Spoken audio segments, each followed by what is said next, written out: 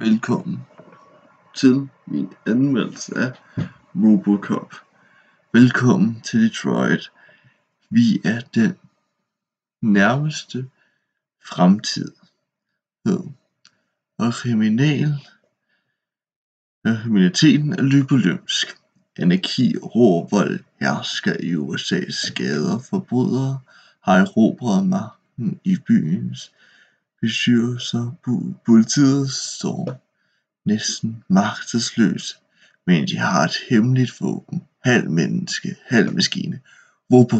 Robocop, der er programmeret til at udføre det beskidte arbejde med mekanisk præcision, nærmest uovervindelig, men under mental placeret. Findes der stadig en menneskehjerne og en retfærdighedsmand. Ja. Jeg vil give den 9 ud af 10 stjerner. Jeg synes, det er en fantastisk film. Så have det godt, til vi ses igen. Bye bye.